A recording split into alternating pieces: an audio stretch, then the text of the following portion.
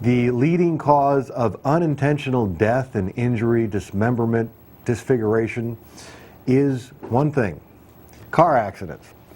And the average American, when we start driving from age 16, 17, 18 until we're 74 is where the statistics stop, have an opportunity to kill themselves, ourselves, each other once every 10 years.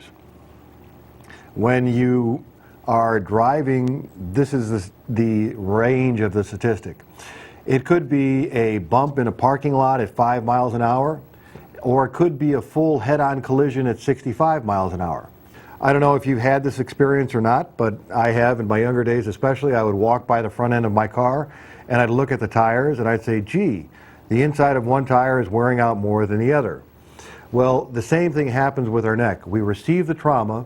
It could be football trauma, flying over the handlebars when you're a kid, sledding downhill and running into a tree. All kinds of head trauma. The old saying is all trauma is cumulative. The point here is you don't notice the symptoms until you start to wear the discs out and press on the nerves all the time. That's when the symptoms become expressive. You've had the problem for many years, and patients always say this. They come in and say, well, it never bothered me. This is a poster of a typical car accident, and this is the force that's involved. Let's start out from neutral down here in the bottom left-hand corner. This is a person's head from the side, and what we're showing is the bones in the neck. All mammals have 7 bones. Whether you're a giraffe or a mouse, we all have 7 bones in our neck. Now, when you get hit, the most common kind of accident is usually a rear-end accident. Your head gets thrown forward in what we call hyperflexion, and then backwards in hyperextension. But if we can zoom in on this picture right here, you'll see what's left. It's the aftermath. I realize there's a bit of a glare there. If you can't get too close, just let me know. But back here is the expensive poster. It comes with a little arrow. You tear the connective tissue here, and you tear the connective tissue here. Now, when you tear this tissue, you make the neck hypermobile. And when we go to an x-ray, that's the other poster over here. People come into us and we say to them, we take an x-ray, we take a couple of different x-rays, we see them from the front and from the back, and we say, you've had neck trauma or you've had a car accident. Here's a picture of the neck from the side, okay?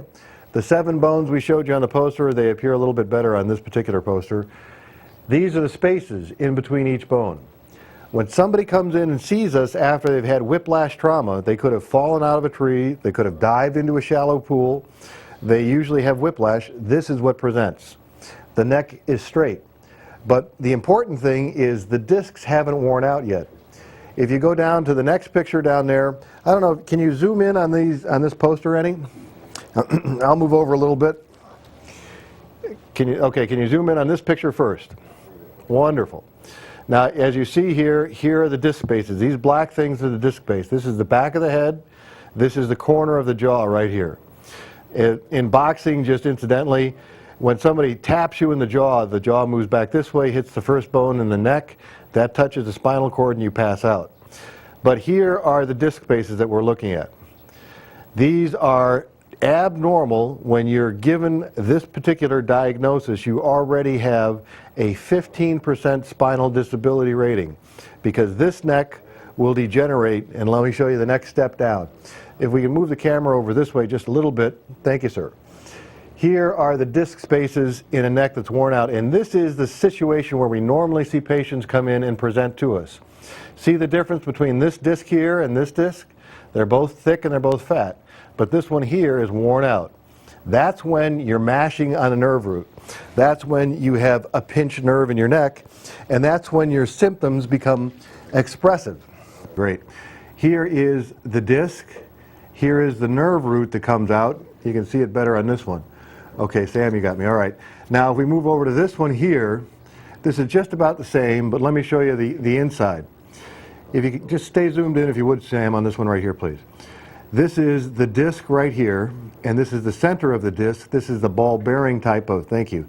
This is a ball bearing type of arrangement. Now, don't move the camera for a second. I'm going to bring this one over this way. There you go. Here is normal. Here is beginning of abnormal. Now, we'll keep on going. This is the position where people present themselves into our office, where the disc is usually herniated and it's moved over to the side like this. And it puts pressure on the nerve root. See, this is the nerve root coming out the side. See how thin the disc space is? This is what we see on an MRI. If you could zoom in here one more time again, please. This is the disc bulging out the side. You see it right here, and it's pushing up against the nerve root. That hurts. To put this another way, let me finish this scenario here with these models. Let me go down to here. This is somebody's disc that's shot. This one has worn out. It looks like two candles that have been melted and stuck together. These two bones are completely fused together. This process takes about 15 years, believe it or not. And it happens in the small bones in our neck often. So what our goal is to get you in before you wear your neck out.